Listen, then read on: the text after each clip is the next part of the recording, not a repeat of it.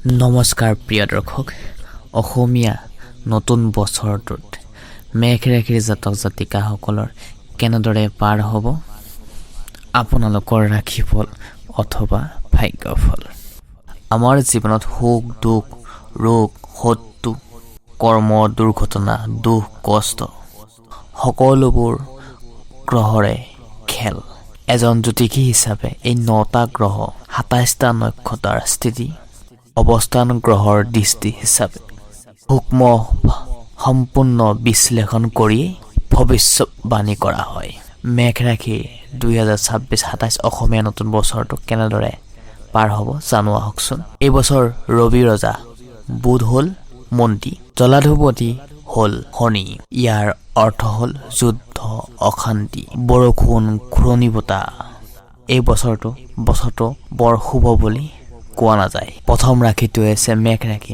বছৰটো অলপ সতৰ্ক হ'বই লাগিব জীৱনত নানা ধৰণৰ সমস্যাই দুখ কষ্টই শেষ নহয় পাৰ হ'ব পাৰে কিন্তু ধৈৰ্য ৰাখক ব্যৱসায় বাণিজ্যত লাভ লোকচানৰ মাজেৰে পাৰ হ'ব কৰ্মৰ বাহিৰত কৰ্মৰ ক্ষেত্ৰত বিজয় হ'লেও শত্ৰুৰ পৰা বাচি থাকিব লাগিব কিন্তু পাৰিবাৰিক ক্ষেত্ৰত সুখ শান্তি সম্পূৰ্ণৰূপে থাকিব চিন্তা কৰাৰ কোনো কথা নাই ভাই ভনীৰ লগত মিলাজুলি কৰি এই বছৰটো পাৰ কৰক চৰকাৰী চাকৰিয়ালৰ ক্ষেত্ৰত ভ্ৰমণৰ যোগ বিশেষকৈ আহিব প্ৰেমিক প্ৰেমিকাৰ ক্ষেত্ৰত সুখ শান্তিৰে পাৰ হ'ব বছৰটো ছাত্ৰ ছাত্ৰীৰ ক্ষেত্ৰত ফুল এটা ডিচিশ্যনৰ ক্ষেত্ৰত বিচলিত হোৱা নানা ধৰণৰ যোগ আহিব পাৰে গতিকে সতৰ্ক হৈ আগবাঢ়ক যিসকলে ঘৰ বাৰী ইনকামৰ ক্ষেত্ৰত মাটি বাৰী কিনি থৈ দিছে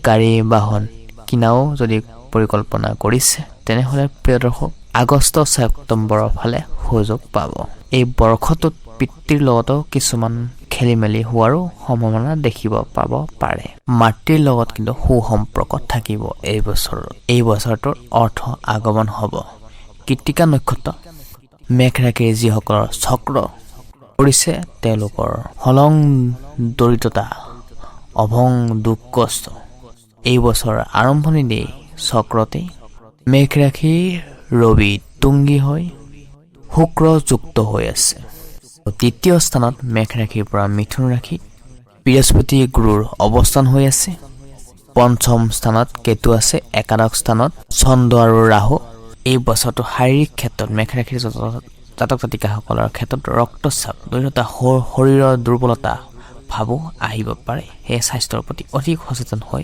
যত্ন লোৱাটো খুবেই দৰকাৰ এই বছৰটো খং ৰাগ বৃদ্ধি পাব পাৰে কিন্তু জেঠ মাহৰ পৰা আহিন মাহলৈ মংগলৰ শুভ প্ৰভাৱে আপোনালোকৰ সকলো ক্ষেত্ৰতে সমান দৃষ্টিৰে আগবাঢ়িবলৈ পাৰিব ইনকামৰ ক্ষেত্ৰত যথেষ্ট ইনকাম কৰিব পাৰিব শিক্ষাৰ্থীসকলৰ ক্ষেত্ৰত জেঠ মাহৰ শেষৰ ফালে গুৰু চতুৰ্থ স্থানত অৱস্থান কৰি উচ্চ স্থানত লাভ কৰিব গুৰুৱে মানসিক উন্নতিৰ লগতে বিদ্যাৰ বাবে যথেষ্ট শুভ ফল পাব আঘোণ মাহৰ পৰা কেতু চতুৰ্থ স্থানত আগমন কৰিব যাৰ ফলত বছৰৰ শেষৰ ফালে প্ৰাথমিক শিক্ষাৰ ক্ষেত্ৰত যথেষ্ট শুভ ফল লাভ কৰিব পাৰিব উচ্চ শিক্ষাৰ বছৰৰ আৰম্ভণিতে ৰবি মেঘ ৰাশিত তুংগী অৱস্থান কৰাৰ ফলত উচ্চ শিক্ষাৰ্থীসকলৰ লগত জড়িত যিসকলে উচ্চ শিক্ষাৰ লগত জড়িত হৈ আছে তেওঁলোকে মানসিকভাৱে শাৰীৰিকভাৱে সকলো ক্ষেত্ৰত ষ্ট্ৰং হৈ আগবাঢ়িবলৈ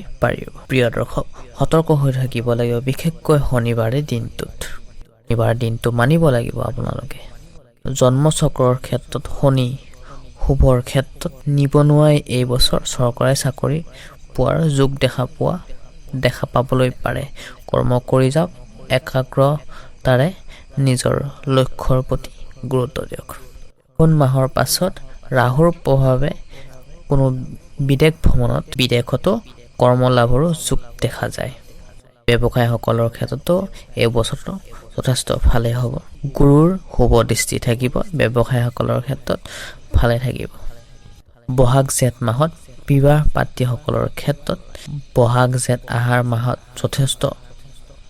যথেষ্ট খেলি মেলি থাকিব পাৰে কিন্তু শাওণ ভাদ আহিন মাহত মাঘ আৰু ফাগুন মাহত মংগলৰ শুভ প্ৰভাৱে বিবাহ উপযুক্ত ব্যক্তিয়ে বিবাহৰ বাবে তেওঁলোকে সম্পূৰ্ণ জীৱন আৰম্ভ কৰিব পাৰে।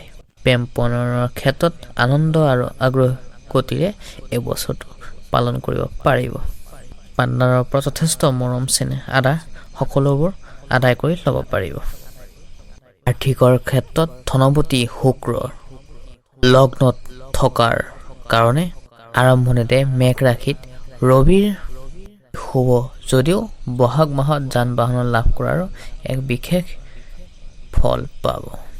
ধনৰ ক্ষেত্ৰত বছৰটো আৰম্ভণিৰ পৰা শেষলৈ উঠা নমা থাকিব, কিন্তু আঘোণ মাহৰ পিছত ৰাহুৰ দৃষ্টিয়ে কৰ্মস্থানত বৰ বিতংকৈ প্ৰভাৱ পেলাব পাৰে। বছৰৰ শেষৰ ফালে ৰাহুৰ অশুভ দৃষ্টিৰে অৰ্থৰ ক্ষেত্ৰত লোকচানো হ'ব পাৰে, মানসিক অশান্তিক ভোগাব পাৰে। আপোনালোকৰ শুভ বাৰ আছে, আপোনালোকৰ শুভ গ্ৰহটোৱে আছে, অশুভ গ্ৰহটোৱে হৈছে শনি আৰু মংগল। প্ৰিয় দৰ্শক, আপোনালোকৰ মেঘ ৰাশিৰ শুভ বাৰ হৈছে মঙলবাৰ। বৰ প্ৰিয় দিন হৈছে এই দিনটো। শুভ দিশ হৈছে পূব আৰু শুভ তাৰিখ হৈছে 9, 18 আৰু 7। মেঘ ৰাশি হৈছে ৰাশি চক্ৰৰ প্ৰথমটো ৰাশি। এই ৰাশিৰ লোক চিন্তাশীল, চিন্তা শক্তি অধিকাৰী হয়। মেঘ ৰাশিৰ জাতক জাতিকাসকল ৰাজহুৱা সামাজিক জীৱনত এই ৰাশিৰ জাতক জাতিকাই সদায় নেতৃত্ব আৰু সন্মান লাভ কৰে। মাজত সকলো লোকৰ লগত মিলি চলি যাব বিচাৰে। মেঘ ৰাশিৰ জাতক জাতিকা আগ্ৰহী থাকে। ব্যৱসায় বাণিজ্যৰ প্ৰতি এওঁলোকে আগ্ৰহ থাকে। নানা প্ৰকাৰৰ ব্যৱসায় বাণিজ্যৰ লগত উন্নতি হৈ এওঁলোক ছাকচেছফুল হ'বলৈ পাৰে। কেতিয়াবা হঠাৎ খং উঠে। 2026-27 বছৰটো অসমীয়া নতুন বছৰটোত মেঘ ৰাশিৰ জাতক জাতিকাসকলৰ জন্ম ৰাশি হৈছে ৰবি আৰু শুক্ৰ, তৃতীয় হৈছে বৃহস্পতিৰ, পঞ্চম কেতু, একাদশ হৈছে ৰাহু আৰু দ্বাদশ ঘৰত হৈছে মংগল, শনি হৈছে বুধ অৱস্থা কৰিছে। লগতে ৰবিৰ অৱস্থানে কৰাত বছৰৰ আৰম্ভণিতে অশুভ দেখা যায় কিছুমান ক্ষেত্ৰত, ৰোগ স্বাস্থ্যৰ ক্ষেত্ৰত।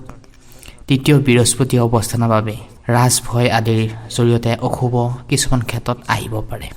বছৰৰ আৰম্ভণিতে এওঁলোকে কিন্তু ৰাজত্ব কৰিব পাৰিব। টকা পইচা ইনকামৰ ক্ষেত্ৰত শুভ ফল পাব। নতুন নতুন উদ্যোগ স্থাপন, ব্যৱসায় বৃদ্ধি, যান বাহন লাভ কৰাৰ সম্ভাৱনা আছে। হাতলৈ আহিব আপোনালোকৰ ধন, সফলতা, সুখবৰ লৈ আহিব। ব্যৱসায় বাণিজ্যৰ ক্ষেত্ৰত মেঘ ৰাশিৰ জাতক জাতিকাসকলৰ শুভ গ্ৰহটোৱে হৈছে শুক্ৰ। বছৰৰ আৰম্ভণিতে সময়ছোৱাত একাদশ লগ্নত মেঘ ৰাশিৰ ব্যৱসায় বাণিজ্যৰ উন্নতি ঘটিব। কিন্তু যি ব্যৱসায় নকৰক কিয় আপোনালোকৰ ব্যৱসায়ত জয়লাভ কৰিব পাৰিব। ভাগ্য আপোনাৰ লগতে আছে। প্ৰথমে আমি জানিলোঁ আহকচোন স্বাস্থ্যৰ ক্ষেত্ৰত এই অসমীয়া নতুন বছৰটো কেনেদৰে পাৰ হ'ব। মেঘ ৰাশিত তুংগী হৈ আছে ৰবিৰ অৱস্থান কৰাৰ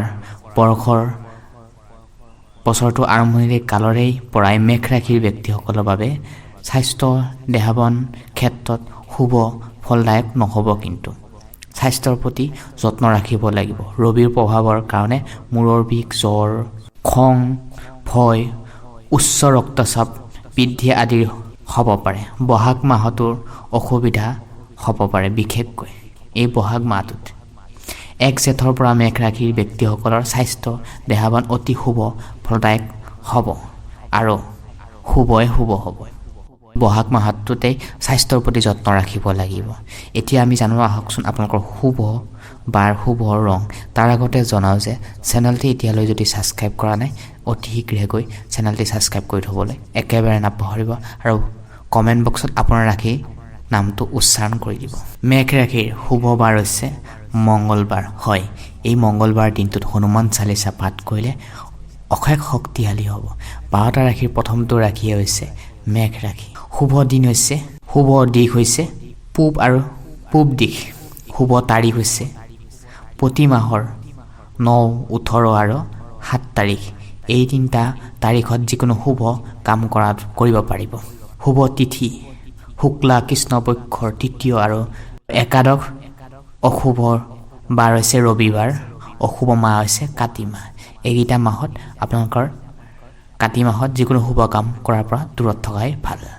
প্ৰিয় দৰ্শক, এওঁলোকৰ ভৱিষ্যত মেঘ ৰাশি লোকসকলৰ যদিও টকা পইচাৰ ক্ষেত্ৰত বিভিন্ন ধৰণৰ প্ৰব্লেম নাথাকিলেও এওঁলোকৰ জীৱনত কিছুমান ক্ষেত্ৰত খেলি মেলি দূৰ কৰিবলৈ বহুত সময় প্ৰয়োজন হৈ যায়। এওঁলোকে নিজকে খুব ব্যস্ততাৰে চিন্তাশীল জীৱন যাপন কৰিব বিচাৰে। সকলো কামতেই নিয়মিতভাৱে শৃংখলা বজাই এওঁলোকে কাম কৰি ভাল পায়। এওঁলোকৰ কোনো কাম পেলাই নথয়, যি কৰে সময়তে সময় সুবিধা মিলি কৰে। মেঘ ৰাশিৰ জাতক জাতিকা পুৰুষ মহিলা, মেঘ ৰাশিৰ জাতক জাতিকা পুৰুষ মহিলা।